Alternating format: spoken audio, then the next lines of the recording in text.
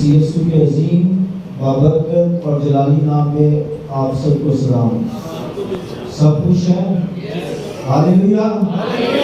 ہمارا خداوند زندہ ہے، اس نے موت اور قبر پر فتح پائی ہے۔ وہ کل اور آج بلکہ ابد تک یکساں اور لا تبدیل ہے۔ وہ خداوندوں کا خدا اور بادشاہوں کا بادشاہ ہے۔ کلام میں لکھا ہے اس کے کھولے ہوئے کو کوئی بند نہیں کر سکتا اور اس کے بند کیے ہوئے کو کوئی کھول نہیں سکتا۔ اس لیے آئیں آج صبح اس خداوند کے لیے جو زندہ ہے، پاک ہے، قدوس ہے، اس کے جلال کے لیے پرزوردار تالیاں بجائیں۔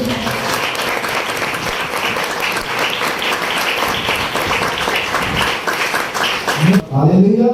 سو آئیں آج صبح میرے ساتھ مل کر خدا کے کلام کو کھولیں اور ہم خدا کے کلام کے وسیلہ سے برکت پائیں۔ خدا کے کلام میں سے ہم دیکھیں گے فلپیوں کے نام مقدس پالوس رسول کا خط، فلپیوں پہلا باب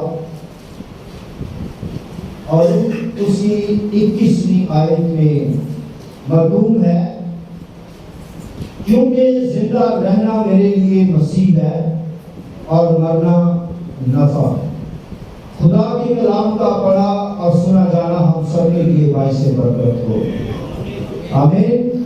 سب میرے ساتھ مل کر اس آیت کو دہرائیے گا، کیونکہ زندہ رہنا میرے لیے مسیح ہے اور مرنا نفع۔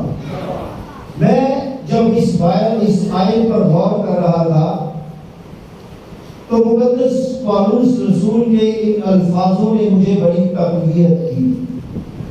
اس کلام کے حصہ سے مجھے بڑی برکت ملی اور اس آیت نے مکاشفہ مجھ پر یہ کھولا کہ مقدس پالوس رسول جب اس خط کو تحریر کر رہا تھا تو وہ قید کی حالت میں تھا۔ اس کو ظلم اور تشدد کا سامنا کرنا پڑ رہا تھا۔ اس وقت بہت سارے ایسے خادمین اٹھ کھڑے ہوئے تھے جو مقدس پالوس رسول کی مخالفت کر رہے تھے اور جو کلیسیا اس نے قائم کی تھی اس میں بگاڑ کو پھیلا رہے تھے۔ وہاں پر مسیح کے مخالفین مقدس پالوس رسول کو جھوٹا ثابت کرنے کے لیے اس پر الزامات لگا رہے تھے۔ تب مقدس پالوس رسول نے فلپیوں کی کلیسیا کو یہ لکھا کہ زندہ رہنا میرے لیے مسیح ہے۔ اس کا مطلب یہ ہے کہ زندہ رہنا میرا خدا کے جلال کا باعث ہے، خدا کی گواہی کا باعث ہے۔ بالکل اسی طرح سے جیسے میں اور آپ اس زمین پر نمک اور نور کی مانند ہیں۔ ہم جب کہیں پر جاتے ہیں، جب ہم کہیں پر کھڑے ہوتے ہیں تو یہ کہا جاتا ہے کہ یہ کون ہے؟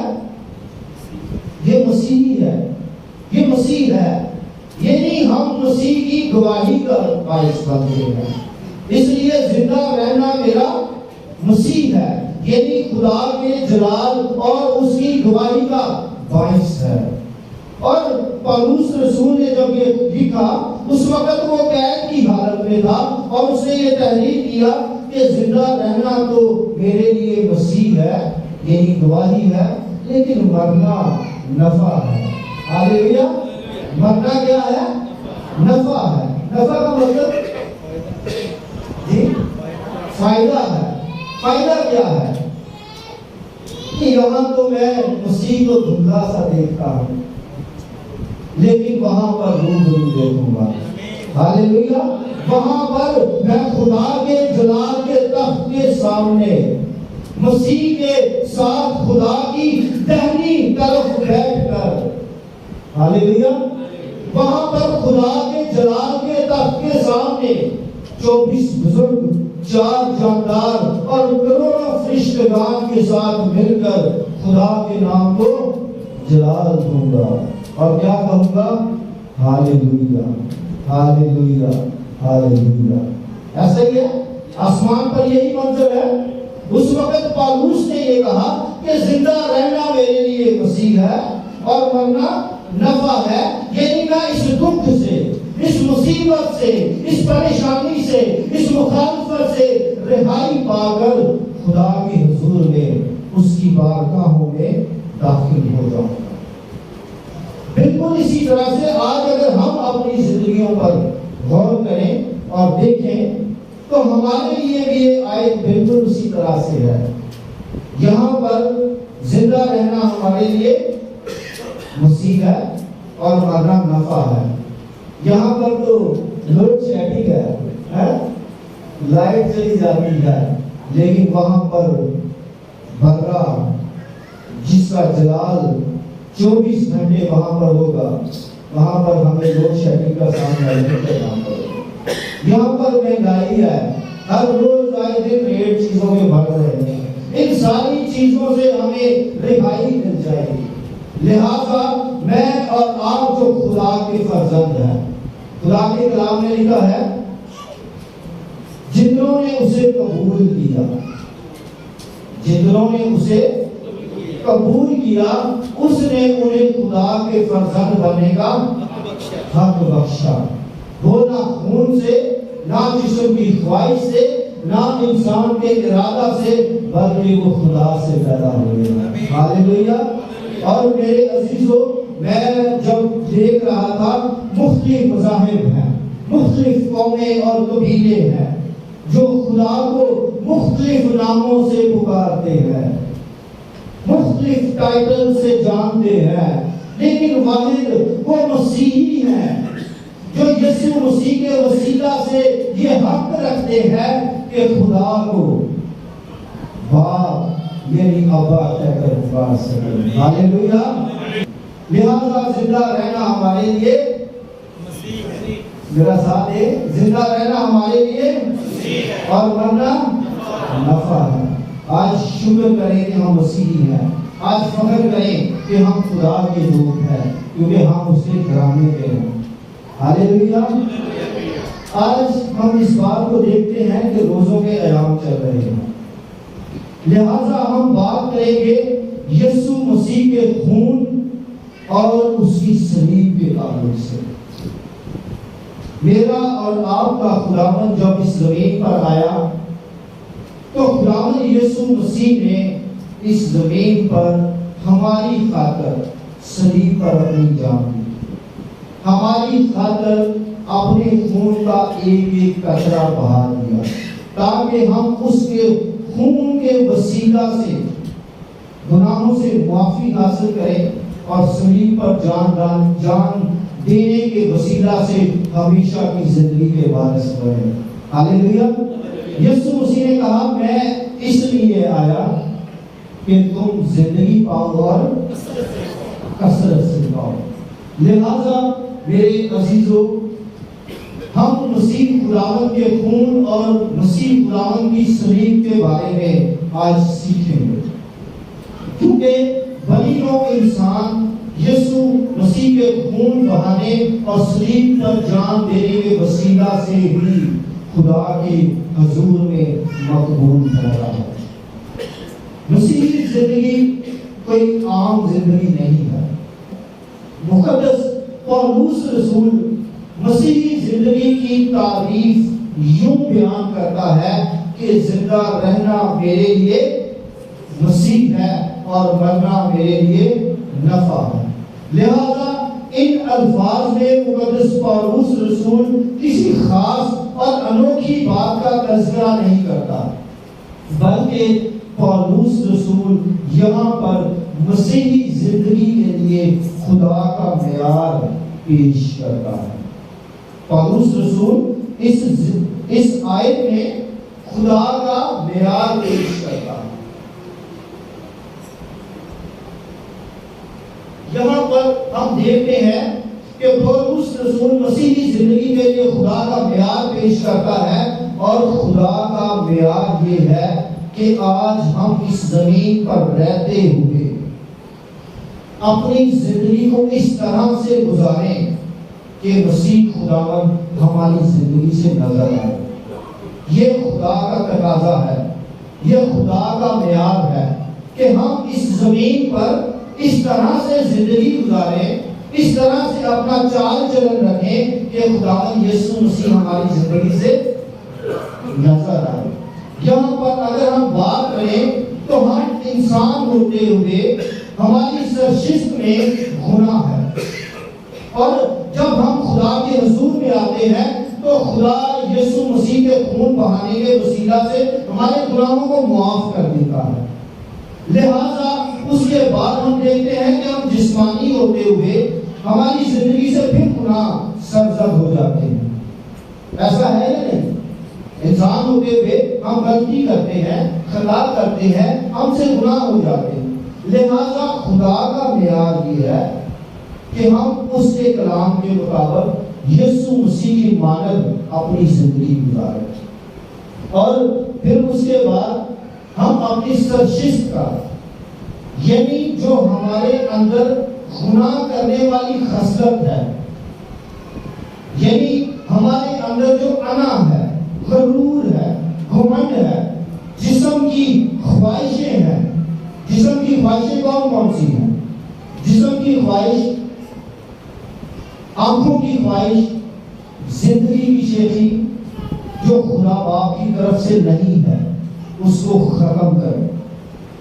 پھر ہمارا زندہ رہنا مسیح ہے، اور پھر ہم اپنی جسم سے، یعنی اپنی زندگی سے حرام کاری، ناپاکی، شہوت پرستی، بت پرستی، جادوگری، عداوتیں، جھگڑا، حسد، غصہ، تفرقے، جدائیاں، بدعتیں، بغض، نشہ بازی، ناچ رنگ اور ان کی مانند اور بہت سارے کام ہیں جن کو ہم اپنی زندگی سے دور کریں، تاکہ ہم مسیح کے نام کے گواہ ہو سکیں، ہم مسیح کے جلال اور اس کی گواہی کا باعث بن سکیں۔ آج ہم اس بات کو دیکھتے ہیں کہ خدا ہم سے ایسی زندگی کا تقاضا کرتا ہے جو مسیح کی مانند ہو، اور پھر اس کے بعد ہم دیکھتے ہیں خدا کا کلام ہمیں بڑی صفائی سے یہ بتاتا ہے کہ انسان کی ہر ضرورت کے لیے خدا کا صرف ایک ہی جواب ہے۔ اگر ہم اپنی زندگی سے گناہ، نافرمانی اور جو کچھ بھی ہماری زندگی میں ہے ہم اسے نکالنا چاہتے ہیں، یا جو کچھ بھی ہماری زندگی کی ضرورت ہے ہم اسے حاصل کرنا چاہتے ہیں، تو اس کے لیے خدا کا صرف ایک ہی جواب ہے، اور وہ جواب ہے خدا کا اکلوتا بیٹا یسوع مسیح۔ کیونکہ لکھا ہے کہ آسمان کے تلے اور زمین کے اوپر آدمیوں کو کوئی دوسرا نام نہیں بخشا گیا جس کے وسیلہ سے ہم نجات پائیں۔ لہذا ہم کہہ سکتے ہیں کہ ہم مسیح ہمارا دو طرح سے متبادل ہے۔ خداوند یسوع مسیح ہمارا دو طرح سے متبادل ہے۔ فرسٹ، وہ صلیب پر ہماری خاطر ہوا تاکہ ہماری معافی ہو جائے۔ خداوند یسوع مسیح صلیب پر اس لیے ہوا تاکہ ہماری، سب مل کر بولے، تاکہ ہماری معافی ہو جائے۔ اور سیکنڈ یہ کہ وہ ہمارے باطن میں سکونت کرتا ہے، وہ ہمارے باطن میں سکونت کرتا ہے تاکہ ہمیں گناہ پر فتح نصیب ہو۔ لہذا ہم اس بات کو جانتے ہیں اور دیکھتے ہیں کہ ہماری دوہری مشکل ہے۔ دوہری مشکل سے مطلب کہ دو مشکلات ہیں۔ پہلی تو وہ گناہ ہے۔ پہلا ہمارا مسئلہ کیا ہے؟ گناہ ہے۔ اور دوسرا جو ہے گناہوں کا مسئلہ، یعنی جو رومیوں کے نام پولس رسول نے خط لکھا، اس کے اگر ہم پہلے 8 ابواب کا مطالعہ کریں تو وہاں پر ہمیں دو خاص مضمون ملتے ہیں. پہلے حصہ میں لفظ گناہ کو جمع کی صورت میں استعمال کیا گیا ہے. میری بات کو ذرا تھوڑا سا دھیان دیجیے گا, سمجھنے کی کوشش کیجیے گا. پولس کے رومیوں کے نام خط کے 8ویں باب میں دو مضمون ملتے ہیں. پہلے حصہ میں لفظ گناہ کو جمع کی صورت میں پیش کیا گیا ہے, اور جبکہ دوسرے حصہ میں لفظ گناہ جمع کی صورت میں صرف ایک مرتبہ آیا ہے. اس کا مطلب پہلے حصہ میں وہ ان بہت سے گناہوں کا ذکر کرتا ہے جو ہم نے خدا کے حضور میں کیے. پہلے حصہ میں وہ ان گناہوں کا ذکر کرتا ہے جو ہم نے خدا کے حضور میں کیے ہیں, اور دوسرے حصہ میں وہ اس گناہ کا ذکر کرتا ہے, یعنی اس گناہ کرنے والی سرشت کا, یعنی اس خصلت کا جو ہمارے اندر موجود ہے. آپ تصور کریں کہ جب ہم مسیح میں نہیں تھے, ہم گناہ میں زندگی گزار رہے تھے, ہم پر خدا نے اپنے خادم کے ذریعہ سے کلام کو اشکارا کیا, اور ہمیں اس بات کا احساس ہوا کہ میں تو گناہ گار ہوں, میں نے تو بہت سے گناہ کیے ہیں, لہذا تب ہم معافی کے لیے چلا اٹھتے ہیں اور خدا کے حضور میں آ کر معافی مانگتے ہیں, اپنے گناہوں کا اقرار کرتے ہیں, توبہ کرتے ہیں, اور خدا سے کہتے ہیں کہ اے باپ ہمیں یسوع مسیح کے خون کے وسیلہ سے پاک کر, ہمیں دھو دے, تاکہ ہم تیرے حضور میں مقبول ہو جائیں, تاکہ ہم تیرے بیٹے اور تیری بیٹیاں بن جائیں. ہم اس بات کا اقرار کرتے ہیں کہ اے خدا میں نے نافرمانی کی, میں نامی مسیحی کی طرح اپنی زندگی گزارتا رہا, گزارتی رہی, لہذا تو مجھے معاف کر. میں نے جو گناہ کیے میں ان کی تو سے معافی مانگتا ہوں. لہذا پھر ہمیں ان گناہوں سے معافی مل گئی, پھر ہمیں ان گناہوں سے معافی مل گئی, خدا نے ہمیں معاف کر دیا, ہم اس کے فرزند بن گئے. اور پھر اس کے بعد ہمیں کچھ دن بعد پھر احساس ہوتا ہے کہ پھر میں نے گناہ کر دیا, پھر میں نے نافرمانی کر دی.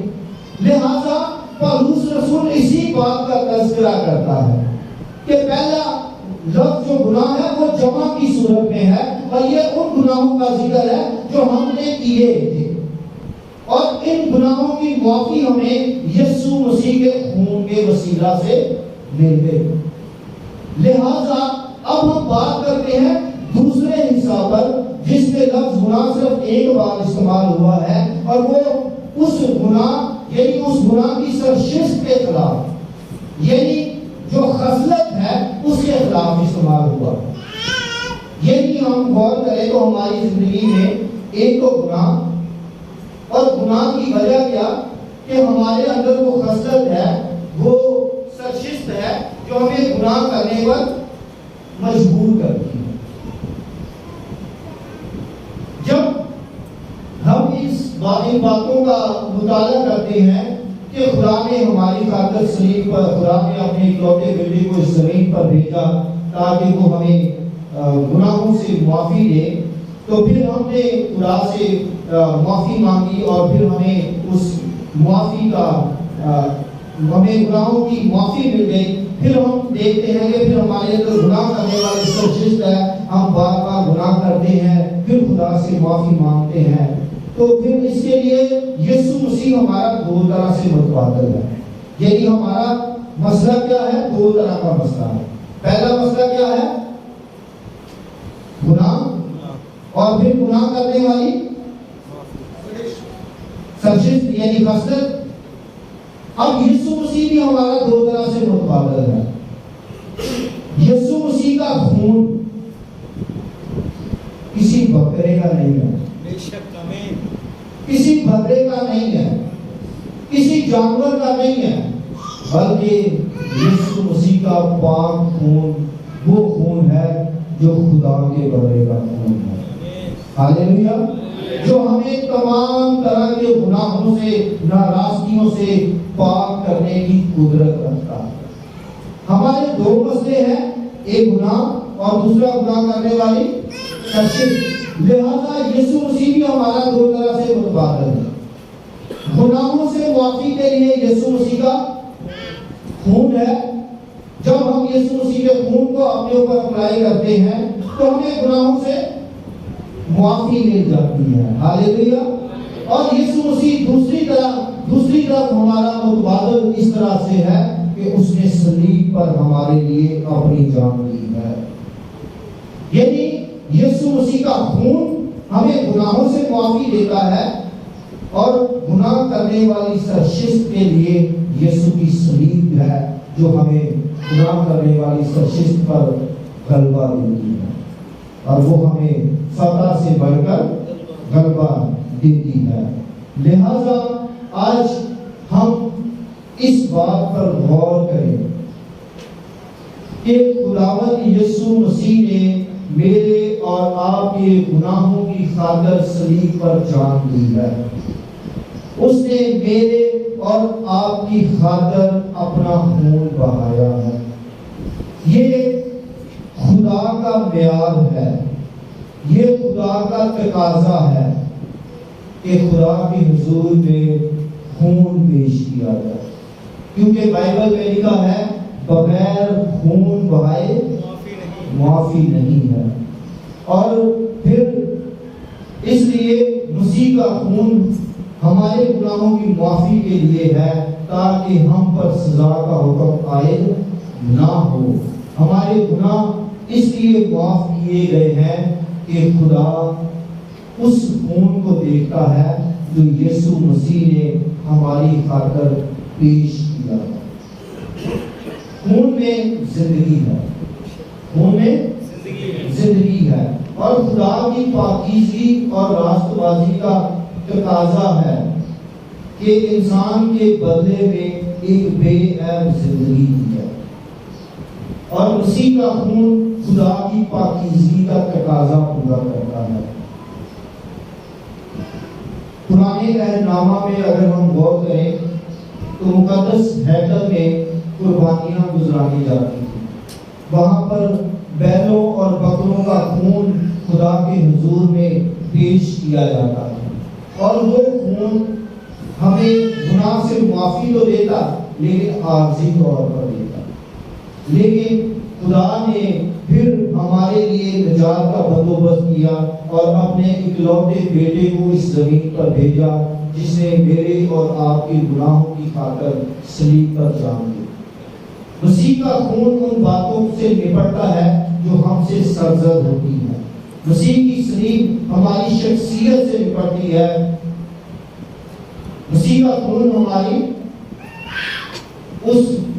مسیح کا خون ان باتوں سے نپٹتا ہے جو ہم سے سرزد ہوتی ہے، یعنی گناہوں سے، اور مسیح کی صلیب ہماری شخصیت سے نپٹتی ہے جو ہمیں گناہ کرنے پر آمادہ کرتی ہے۔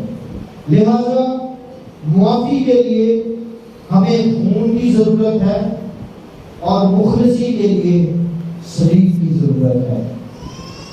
لہذا خدا یہ چاہتا ہے کہ ہم اپنی صلیب اٹھائیں اور اس کے پیچھے بولیں۔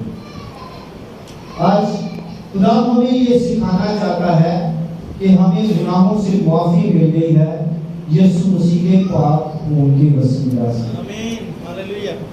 لہذا ضرورت اس بات کی ہے کہ ہم اپنی صلیب کو اٹھائیں اور خداوند کے پیچھے بولیں، تاکہ ہم خدا کے حضور میں مقبول ٹھہریں۔ خدا کا ایک عظیم منصوبہ مسیح یسوع کی صلیب میں پایا جاتا ہے، کیونکہ یہ ایک عجیب موت ہے۔ یہ شکست نہ تھی بلکہ یہ فتح تھی، جس میں ایک بڑا مقصد تھا۔ یسوع مسیح کے صلیب پر جان دینے سے ایک بے قیاس اور عظیم بات کا آغاز ہوا ہے، اور وہ یہ کہ انسان جو گناہ کی وجہ سے خدا سے دور تھا، جب خداوند یسوع مسیح نے صلیب پر اپنی جان دی تو انسان کا خدا کے ساتھ میل قرار دیا. ہاللیلویا. آئے خداوند کے جلال کے لیے زوردار تعریف کریں. کیونکہ بائبل مقدس میں لکھا ہے کہ جب یسوع مسیح نے صلیب پر اپنی جان دی تو لکھا ہے کہ تب ہیکل کا پردہ پھٹ کر دو حصے ہو گئے اور وہ جدائی جو انسان اور خدا کے درمیان میں تھی وہ ختم ہو گئی. ہاللیلویا. لہذا میرا اور آپ کا فدیہ دینے والا مسیح خداوند زندہ ہے اور ہمارا یہ ایمان ہے کہ وہ ہمیں جلد لینے کے لیے آنے والا ہے. لہذا ضرورت اس بات کی ہے کہ ہم اپنے آپ کو تیار رکھیں تاکہ جب مسیح خداوند آئے تو ہم ہوا میں اڑ کر اس کا استقبال کرنے والے بنیں. ہماری دو مشکلیں تھیں، ان دونوں مشکلات کا حل خداوند یسوع مسیح نے ہمیں دے دیا ہے. آمین. گناہ سے یسوع مسیح کا خون ہمیں چھڑاتا ہے اور گناہ کرنے والی سرشت سے ہمیں یسوع کی صلیب چھڑاتی ہے. لہذا آئیں ہم سب اپنے سروں کو جھکائیں